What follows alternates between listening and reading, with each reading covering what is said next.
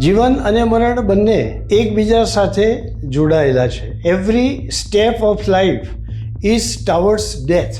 શ્રીમદ ભાગવતમાં તો એમ કહ્યું છે કે મૃત્યુ એ જીવનનો જ એક ભાગ છે, જીવનની જ એક છેલ્લી ઘટના છે. મૃત્યુર જન્મવતામ વીર દેહેન સહજાયતે અદ્ય વા અબ્દ સતાંતેરવા મૃત્યુર્વય પ્રાણીનામ ધ્રુવમ.